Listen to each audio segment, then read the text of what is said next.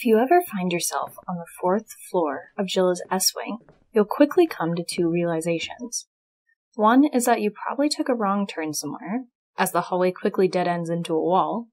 The other realization you may have is that something interesting is happening in this hallway, as the hum of large machines echoes loud enough to capture anyone's attention.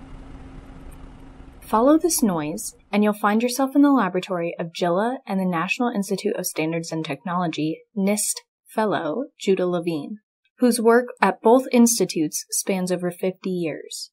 While the room is relatively big, the stacks of large machines, whose digital displays continue to pulse with new combinations of numbers, make it feel rather cramped as wires snake across the floor.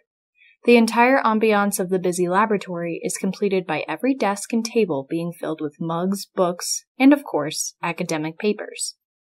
None of this bothers Levine, who mainly works in the much tidier, quieter office adjacent to his lab. In here, the shelves of books absorb any buzzing from next door, making it easier for Levine to think. Levine focuses on atomic clocks, the most precise timekeeping devices today. Throughout the decades, Levine has become sort of a father time at JILA, as he's worked to make these clocks more accessible to various industries and companies across the US, where they can be used for GPS and other applications.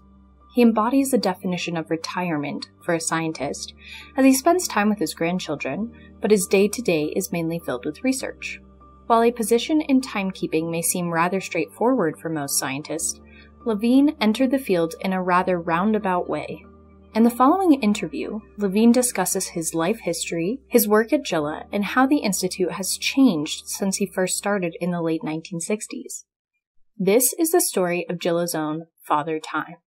This is the story of Judah Levine.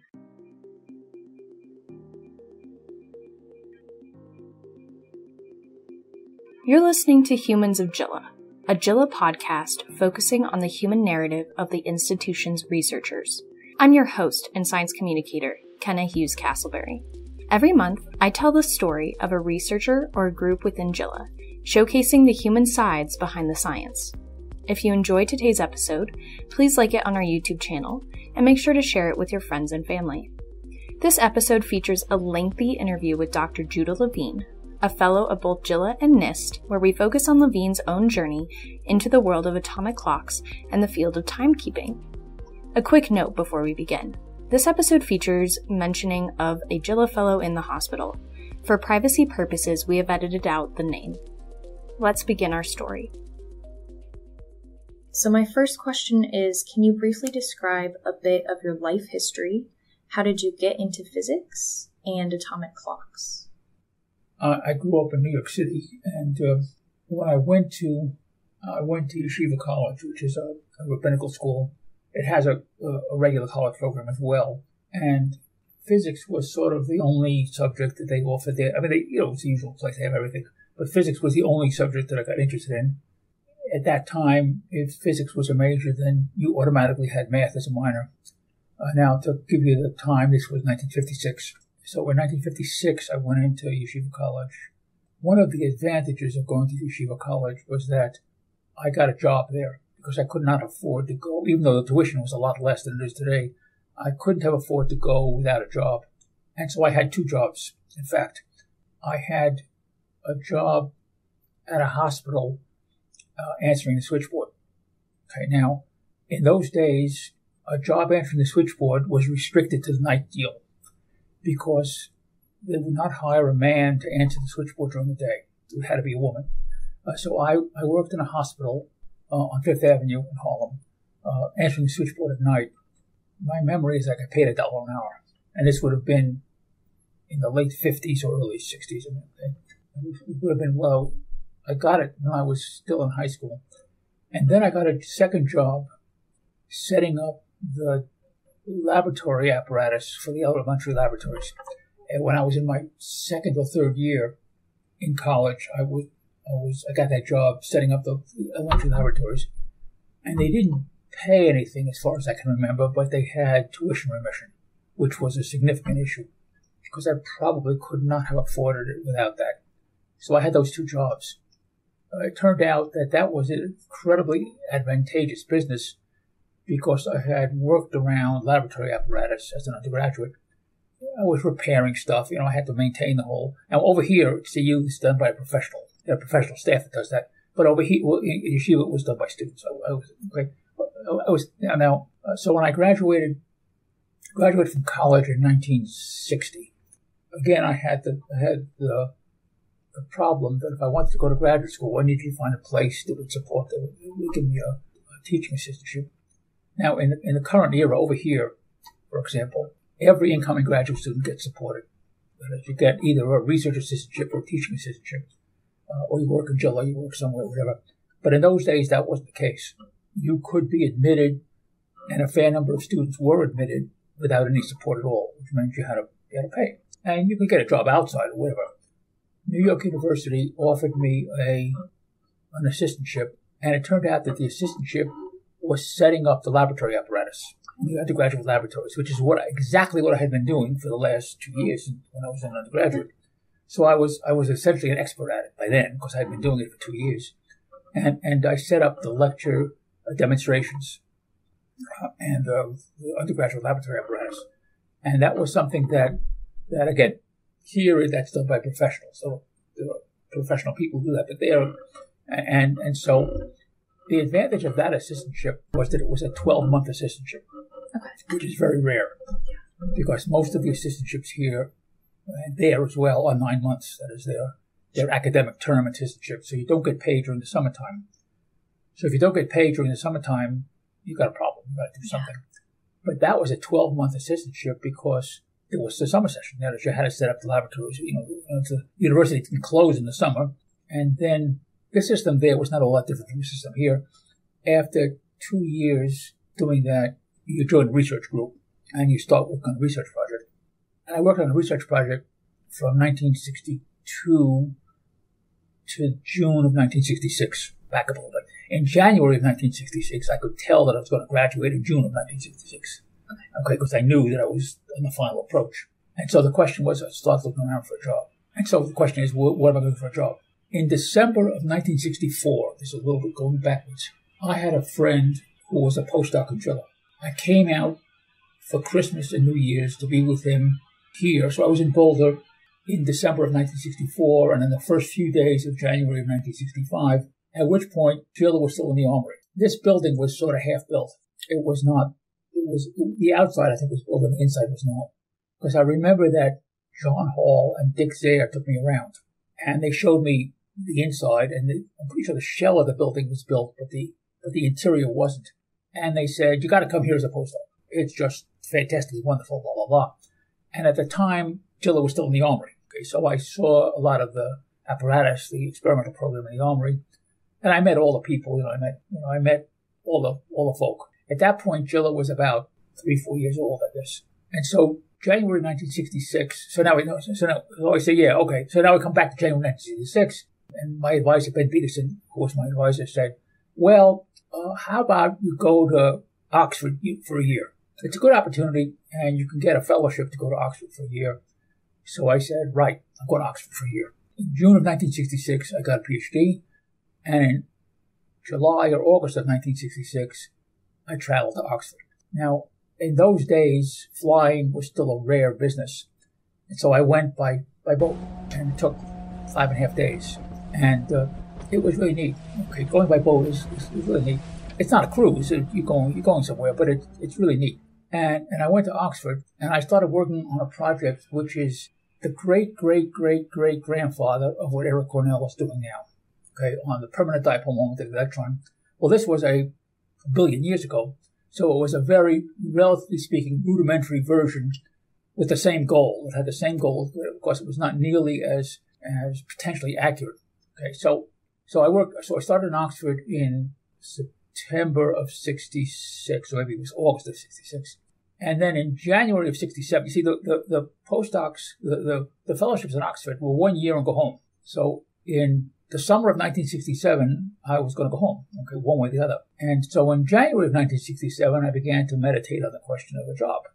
Well, this was before email. This was before all the usual stuff. For example, calling the United States was a job. You didn't just call the United States. You had to reserve a telephone to call the United States. And so you had to book a call. Okay. And so applying for a job was a deal, was the thing. You think of it now, you just an email, blah, blah, blah, good call, okay, but none of that stuff existed in those days. And so it was either the postal mail, which would take a long time, or it was telephone calls over scratchy telephone lines. And then, sometime in January or February of 1967, I got a telegram from Lou Branscombe. A quick interjection for background. Dr. Louis Branscombe was a leading astrophysicist and a founding member of JILA. He then transitioned to the National Bureau of Standards, now NIST, in 1969. He recently passed away in 2023 after a lifetime of research.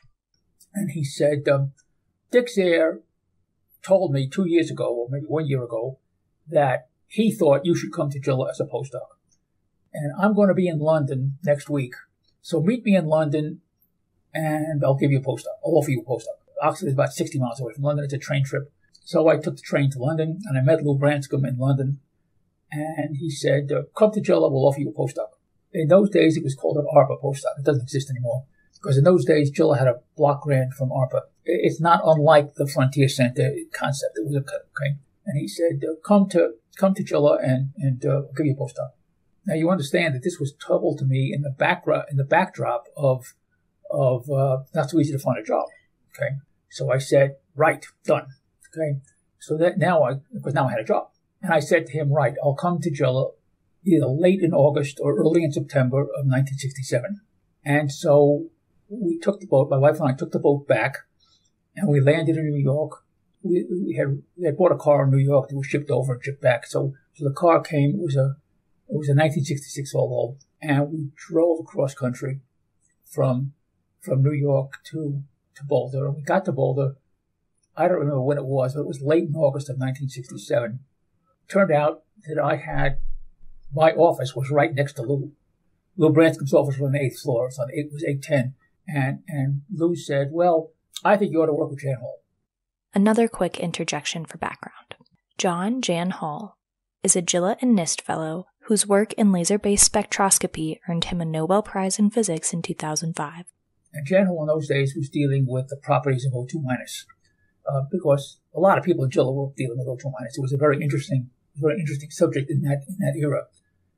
And so he introduced me to Jan. Now, by a coincidence, the person from NYU, who was my friend, who had also been working for Jan. So I was following his footsteps. I don't know if you've talked to Jan, but Jan sort of talks in his own way. But I began to understand him. There were one or two things that it turned out I knew how to do that Jan didn't know how to do. It doesn't matter. I did line shapes and so on. A lot of the stuff had to do with analysis that I had done for my thesis. And so in January of 1969, I'd been in JILA for almost 2 years. In those days, again, it was 2-year postdocs in JILA with 2-year postdocs in JILA, up and out, go home. Not like now. Now people hang on longer. But in those days, it was much stricter. The 2 years was the end. So in January 1969, I started looking around for a job again, because that was going to be the end of the 2 years coming. And by coincidence, I applied to Wesleyan, which is where Jim Fowler was. So at that time, Jim Fowler was still at Wesleyan. He had not yet come to JILA. And in fact, they offered me a job. They offered me a junior faculty, introductory faculty job. And so, but then Jan said, well, don't go to Wesleyan, stay here. We'll give you a job at NBS. In those days, it was National Bureau of Standards. So I said, okay, well, and in the end, it was probably just as well, because instead of me going to Wesleyan, Jim Fowler came here. So I got a job at NBS, and I started NBS it was probably August of 1969, but it might have been July of 1969. I was assigned to a division called Radio Standards Physics, which doesn't exist anymore. The goal of the project at that time was to measure the speed of light, which was a hot topic in those days. And it was going to be done half over there and half over here. And Jan, and it was a guy named Peter Barger, who was Jan's assistant. He was not quite a postdoc, he was assistant. He worked over here, and I worked over there, and I kind of shuffled back and forth. And then the measurement, of course, took a lot longer than it was going to take, because everything takes a lot longer than it was going to take. Okay, so but I got involved in a whole bunch of other projects. And one of the things I got involved in was geophysics problems. And one of the interesting questions was to tell the difference between nuclear explosions and earthquakes, which was a hot topic at that time. Because that had to do with the Nuclear Test Ban Treaty. Because the Nuclear Test Ban Treaty said you couldn't explode an explosion. And of course the question was, could you tell the difference between an explosion and an earthquake? Or more exactly, how could you tell the difference between an explosion and an earthquake? And there was no question that you could tell the difference between a big explosion and an earthquake, because a big explosion was a big explosion. But as the explosions got smaller and smaller, the difference between an explosion and an earthquake got less and less, and it became a matter of... So I had done a lot of work on the statistics of looking at explosions and so on, and part of it was done in a thing called the Poor Man Mine, which was a mine west of Boulder. So I worked in the Poor Man Mine, and I did a whole bunch of geophysics experiments. You could ask me about that some other time. And so I worked on... So I had done a lot of work in the Poor Man Mine. And then in 1971, maybe it was 1972, I don't remember exactly now, the division I was in was abolished, okay? In those days, it was very common for NIST to reorganize itself every few years. It was sort of a common thing. And the division was abolished, and about half of the division was moved into the Time and Frequency Division. That is, and so I and a whole bunch of other people woke up the next morning and we were in the Time and Frequency Division. And the truth of the matter is the Time and Frequency Division chief didn't know what to do with us, because we were not... I mean, we had done stuff, but we're not really born clock people. But I had done all this work on statistics and clocks and so on and so on. So the division chief, at that time, there was an associate division chief. The division was really quite large because this influx of all these people. And so there was an associate division chief who said, why don't you start working on timescales on it? Because it's not all that different from analyzing seismic data. So I got involved with the timescale business, and that's how I started in the timescale business. So what was kind of a random walk, you might say. And that was in 1972 or 3, maybe, I don't remember exactly. But I continued all my other projects, and I still have a number of other projects. Although over time, the other projects have dwindled because the time scale and the time service and stuff has become more central, taking up more time and so on. I haven't done a geophysics project in a number of years. I had a number of students here who worked on geophysics projects well into the 90s, which is 20 years ago, but it's 10 or 15 years. It's okay.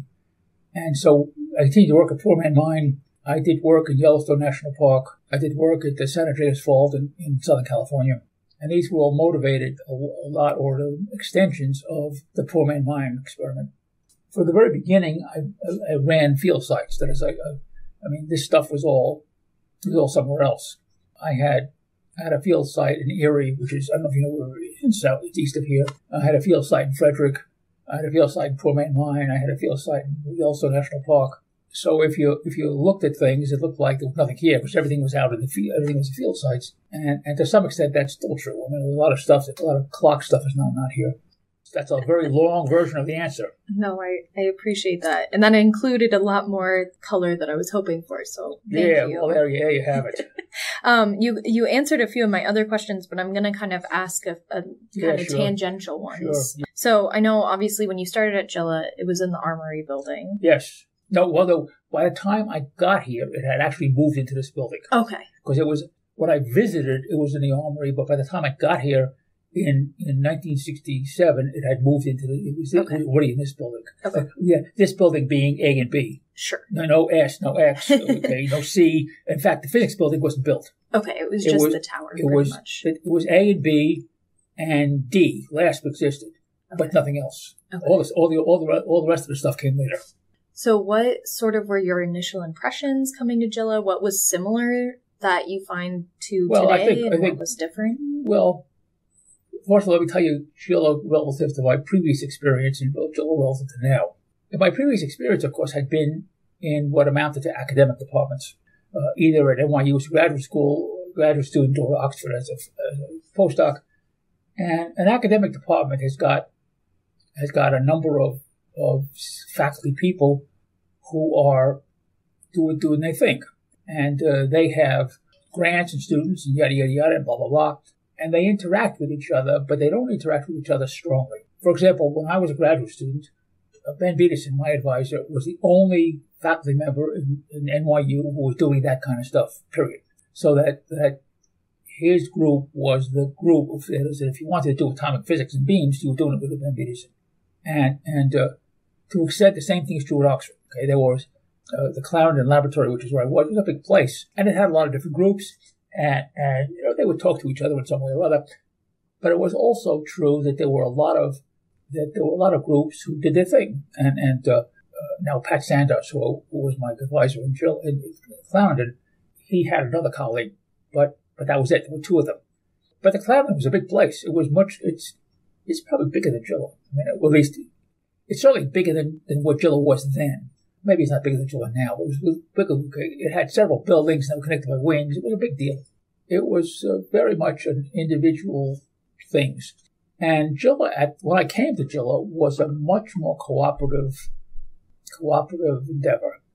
I mean, JILA was founded on the idea that an institute could bring together people to do something that the parents couldn't do, or wouldn't do, or shouldn't do, or whatever. And that was kind of the poetry that made the institute. That JILA would bring together astrophysical people and atomic physics people, because atomic physics processes were integral, important in the stellar corona, and so on and so on. And so there would be a connection, so to speak. And so one of the connections was atomic physics, and a second connection was what you might call precision measurements, which is if you're going to do it, you're going to do it at the 1% level or 10% level, whatever. And so that was the glue, if you like, and to a great extent, that was an unusual arrangement in the sense that there was a much closer collaboration among the folk. Now, of course, JILA was a lot smaller than it is now. The number of fellows was about the same size, but everything else was smaller. The number of postdocs, I think there were 10 postdocs at the time. Now they're like 100. And the number of students was, I don't know what the students were, but it was a much smaller number. So it was a much more cohesive kind of place.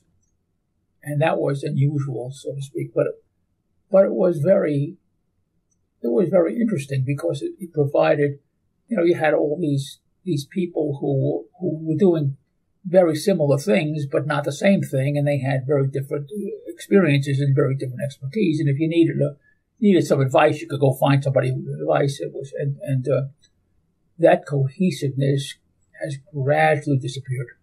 I think it's gradually disappeared for a lot of different reasons. First of all, to some extent, it's gradually disappeared because the scientific interest of people evolves, right? I mean, the astrophysical problems that were interesting in 1970 are not interesting anymore. And the atomic physics problems that were interesting in 1970 are not interesting anymore. And that means that, on the average, the program's going to diverge. And that's sort of an inevitability. The programs are going to converge. I think the second thing, of course, is that JILA exists very largely on outside money. Everything you see, every nickel around here comes from outside money, or almost every nickel.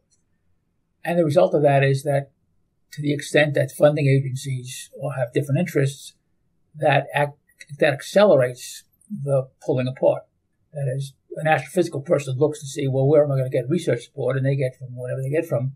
But it's not necessarily something that was a project that would be interesting. Okay? So that's the second effect. Okay. So the first effect is what you might call the programmatic spread, and the second effect is what you might call the funding spread. And the third effect is that now there are serious size groups, and I'm not so sure that's a good thing, but nevertheless, that's a thing.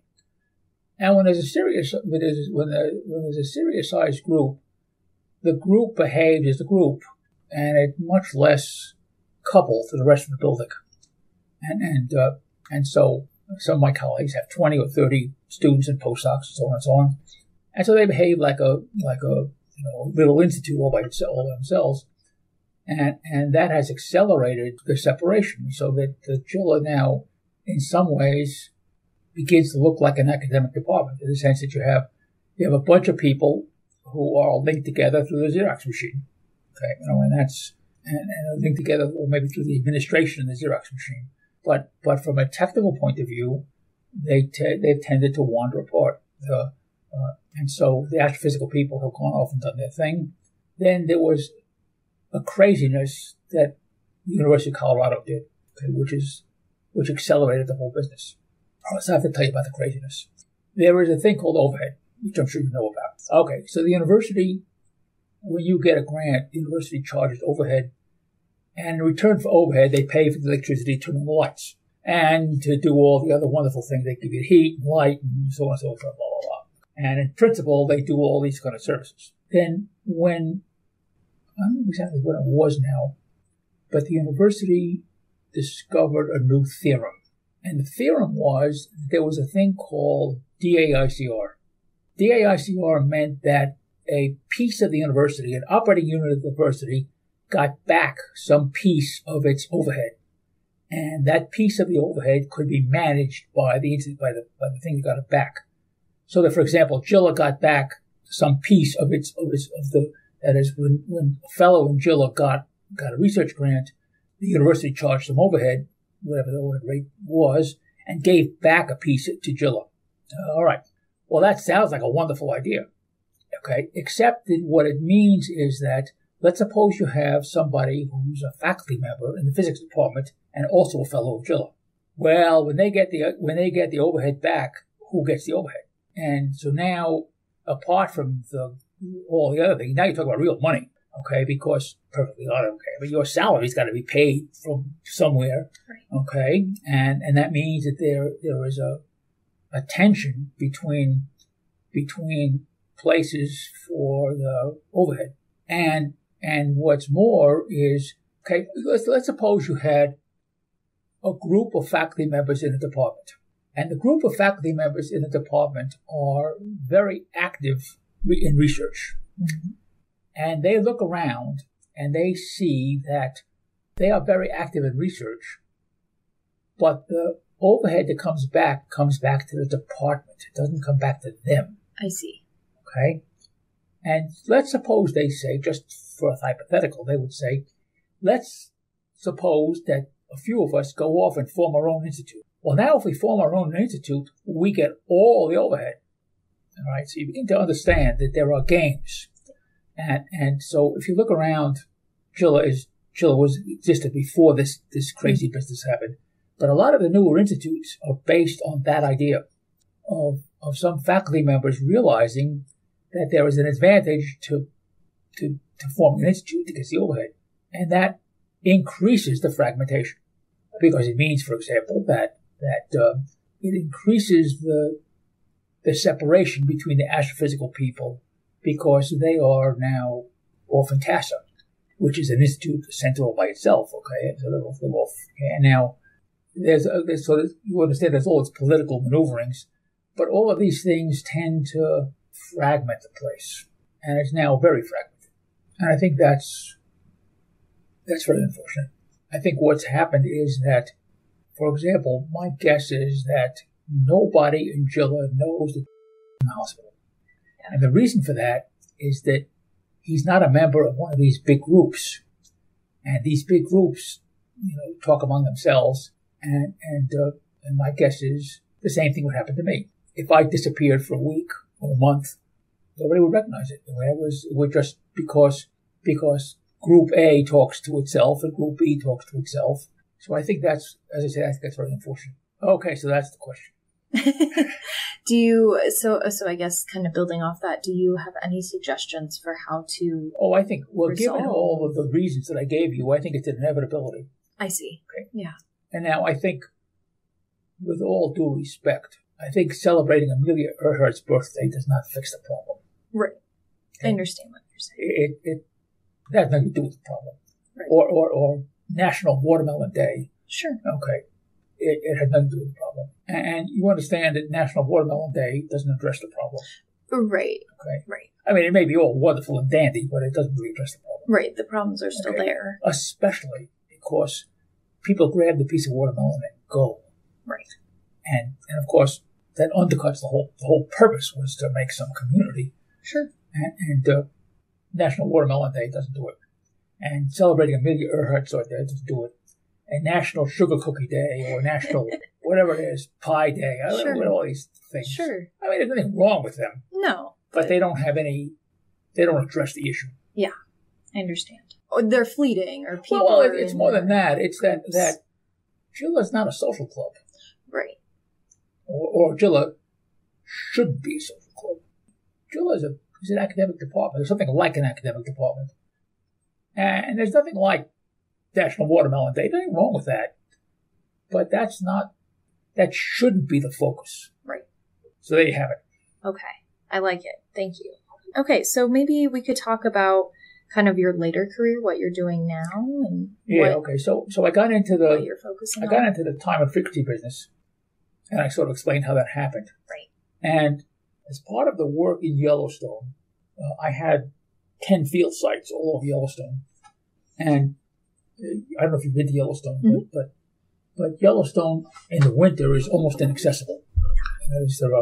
I had field sites that were inaccessible. Now you could get there because I was an official. I mean, I wasn't a tourist. I was an official person. You could get there, but the Park Service really didn't like you doing it because Yellowstone's a big place, and you can wind up in a snowdrift and die. So they really didn't like you wandering around Yellowstone in the middle of winter because the bears wouldn't get you. The bears were probably sleeping, but you could wind up in a snowdrift because it really snows in Yellowstone. I mean, it's not. It doesn't joke around. It's real snow. So that meant that all of these remote systems had to be reasonably self-sufficient for say 3 months or 4 months. And one of the issues was that if you're going to see events in these issues, you've got to have all of them have to have their clocks set so that you can make something out of the timestamp that's applied to an event. And that brought up the question of how you synchronize a whole bunch of clocks remotely, which was a side effect of the Yellowstone project. It really was not. It was not the goal of the Yellowstone project, but it was a necessity. And that opened the question of how you synchronize remote clocks. And then Don Sullivan, who was the division chief at that time, said, "Well, I think we ought to offer a service, okay, of servicing remote clocks." And that was when the first IBM PCs were beginning to become available. Sure. The very, very first, I don't know if you probably don't know about the very, very first. No, I've seen them in museums. Yeah, but that's right. They weren't in museums. Well, they weren't in museums. They were the thing. That was what everybody had. Right. And they had dial-out modems. Okay. And in fact, that was really the only way to communicate was a dial-out modem. That was a dramatic step forward over anything else because before that there was nothing. Yeah. And so the idea was to provide a time service that worked on dial-out modems, that worked for IBM PCs. And so we did it. It was called ACTS. And it was an incredible success. Okay. We had bazillion users. And then the internet began to become available. And so, of course, the question was, now we're going to do it. If we're going to do it that way, we're going to do it on the internet. So the internet was an advantage and disadvantage. The advantage was that it was there and everybody had it and so on and so on. The disadvantage was that you were competing against everybody else who was doing the internet for everything else. That is, people were watching movies on the internet. Well, not maybe at the beginning they weren't watching movies, but very quickly they were watching movies on the internet. They were doing all sorts of stuff on the internet. That kind of made the network delay, unstable because you were competing with the movie. And the network delay, of course, dominated the accuracy issue. That is, you couldn't do better than the network delay or than instabilities in the network delay. And so we developed all sorts of fancy methods for dealing with the network delay. And then I got a dealie.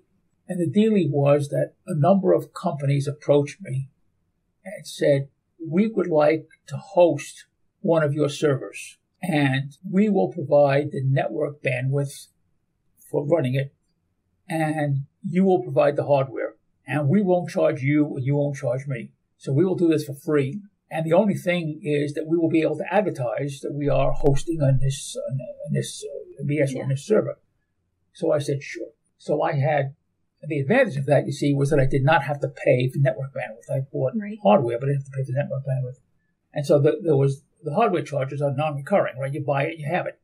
But the network bandwidth is an ongoing charge, so it's a big saving. So I had servers at America Online. I had servers at Microsoft. I had servers in Google. I had 25 servers everywhere. And of course, it became a big time success, simply because it was there and it had the NIST stamp of approval, or what you want to call it. So before you know it, I had a lot of users. The trouble with that system was that it died of its own success. Okay, I got a thing from Microsoft that says, well, we're really rethinking this deal because it turns out that the traffic to your server is really much more than we bargained for. And yeah, it was an interesting deal, but here's your hardware, go home. And that happened a number of times. And of course, that's a death spiral, because when one server is shut down, the load gets transferred to all the others. And then, of course, all the other people say, well, that means too much, blah, blah, blah. So before you know it, you're in a death spiral. And so it was clear that I was headed for death spiral. And then NIST established a theorem. And the theorem was that the time service had to be hosted at NIST facilities, period. And so those two things pulled in the same direction. That is, they pulled in the same direction because they meant that all these field sites were going to be closed down. And so that's where we are now. I have sites here and in Boulder Labs and in Gaithersburg and in Fort Collins. I have 25 servers, and I get about 1 million requests a second. Okay, about 1 million requests a second, and I have a whole bunch of there are all kind of different services. There's a digitally signed service. There's all the different services, but we can talk about them. But in a broad brush sense, okay. So I get 1 million requests a second. But then the next thing happened, and the next thing that happened is that the GPS satellites, which are widely used for time services, are becoming increasingly jammed. Some of the jamming is accidental, and some of the jamming is intentional. For example, there are GPS locator things in most commercial trucks, and the truck driver does not want to tell the company where the truck really is, so he gets a jammer. And the jammer jams the local receiver so that the company can't see where the truck is. But the jammer doesn't jam the local receiver, it jams the whole region around it because GPS signals are very weak. And so when a truck has one of these jammers on it, it's a moving jamming. And the result of that is that GPS is now seriously jammed in a lot of places. One of the most serious places is where a highway runs near an airport runway, because the airport, like the New Jersey Turnpike, which is filled with trucks with these kind of problems, jams the approach control of Newark Airport. It's a problem, and that's not my problem particularly, but that's a problem. But the issue of using GPS for timing is a problem because the jamming affects the timing as well. There was an executive order by Trump, which said that NIST shall provide a service which moves away from GPS, provides a GPS independent, that is a time service which is GPS independent. But there was one hook. There is one hook. The GPS signals are free, or at least the user thinks they're free. Of course, they're not free. GPS is a very expensive system. But the user sees them as free. On the other hand, these additional services are not going to be free. They're going to be, you want the service, you have to pay for it in some way or other. Okay? And that's a change. That is, that's all of a sudden a company that says, well, I'd like to have an alternative to GPS, but they say, right, well, we give you an alternative to GPS, break out your checkbook. And they say, well, wait a minute, GPS is free. And I say, yeah, well, that was then and this is now. Okay. And so they say, well, maybe I'll stick with GPS for a while. After all, the jamming isn't that bad yet. And who knows, maybe maybe my particular place will never be jammed. So there's a tension between the concern over jamming of GPS and the cost of the alternatives, which is an ongoing concern. So I have a lot of customers who use the network internet time service, but a very much smaller number of customers who use the paying service. In fact, at the moment, I have two, because, and maybe I'll have a third one, maybe. But the result of that, the reason for that is very simple. The internet time service is effectively free. You have to have a network connection, but everybody has it. And so once you have the network connection, you have the internet time service. Whereas the augmentations to get around from GPS are things you're going to have to pay for, and they're not cheap. Right. The dedicated circuits are the thousands of dollars a month. So there's a tension. So as I say, at the moment I have two customers, maybe I have 2 customers in orbit with a third one circling around. Maybe it'll land. So that's where we are. That's the time service. And of course, the time service has a time scale that provides the reference time. So there's a certain amount of work that I've done originally on the time scale, but now the babysitters for the time scale, and now they manage the day-to-day operation. I don't do that anymore.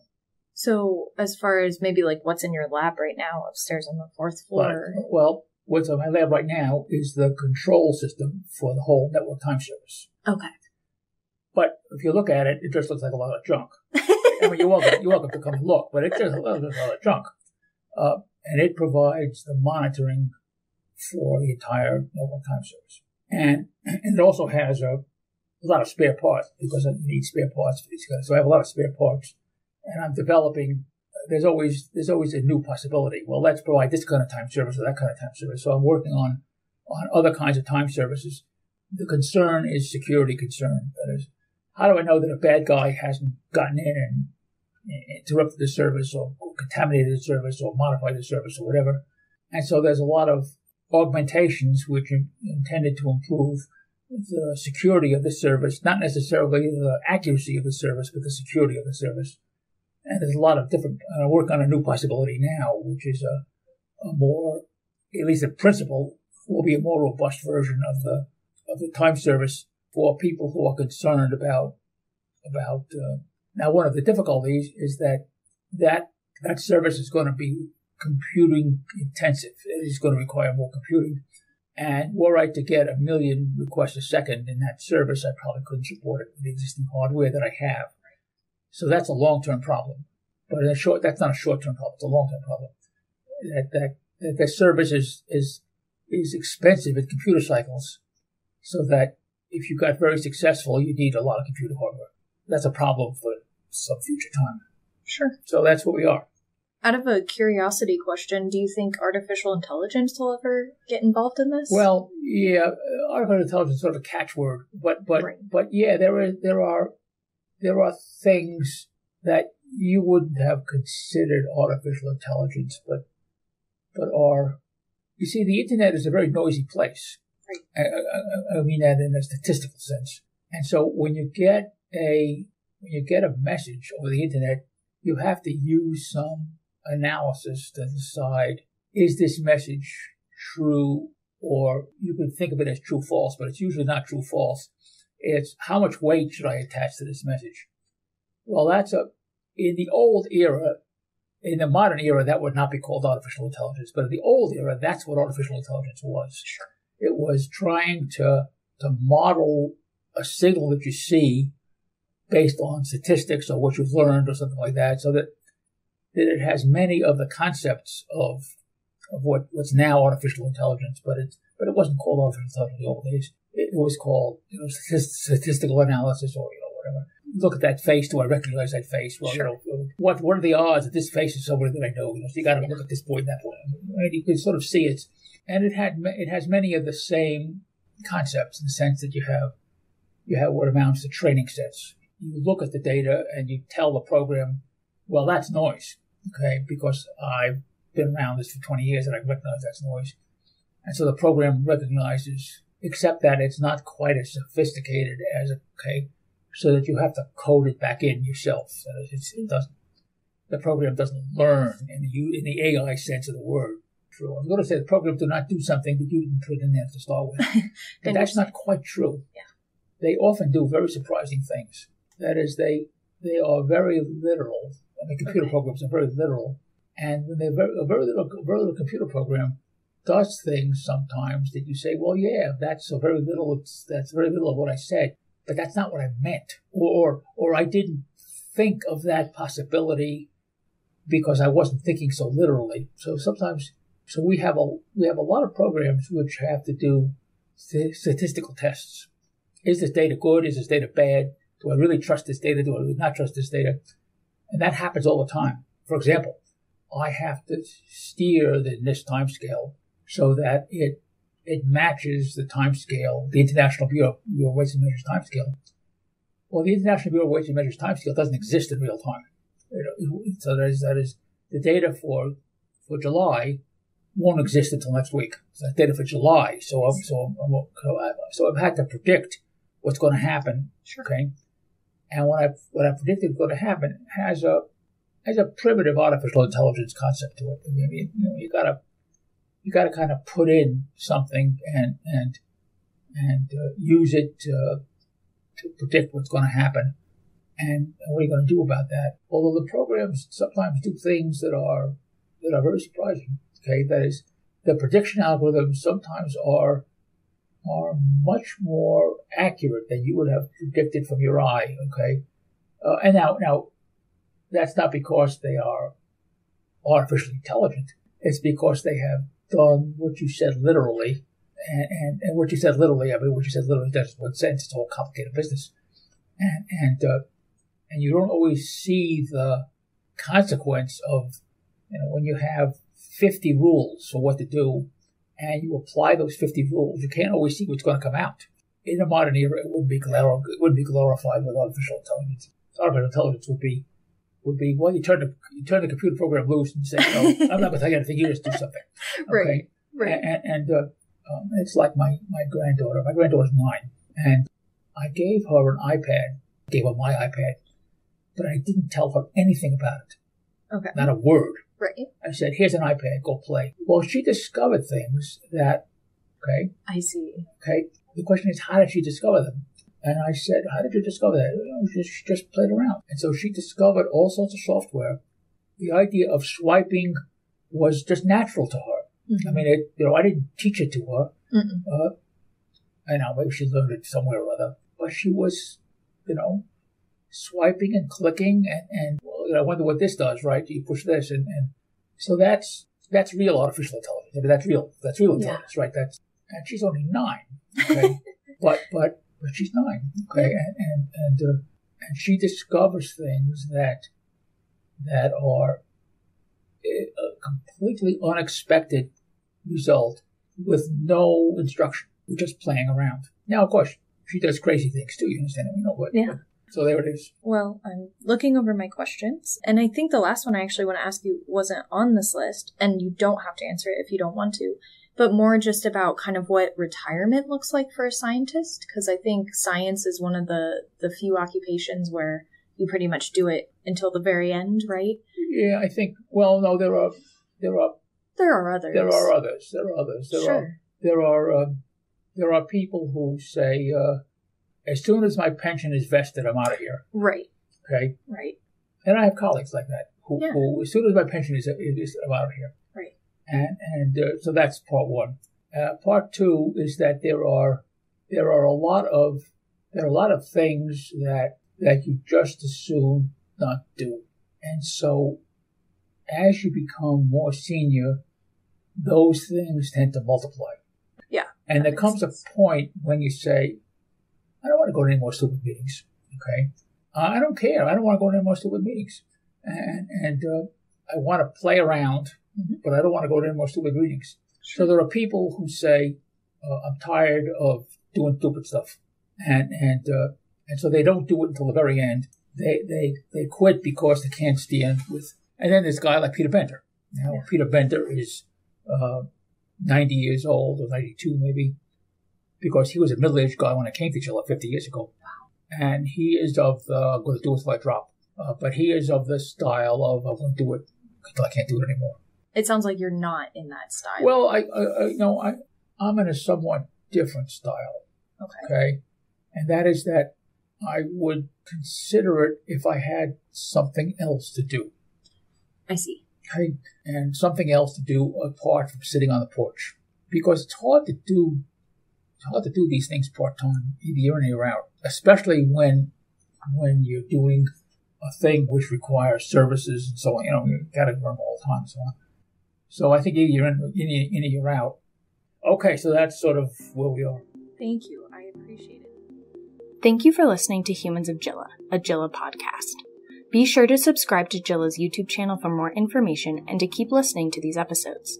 This episode featured Dr. Judah Levine of JILA and NIST. Production design, sound design, and research by Kenna Hughes-Castleberry, with assistance from JILA's Science Communication Office. Music by Kevin MacLeod, with sound effects by Pixabay.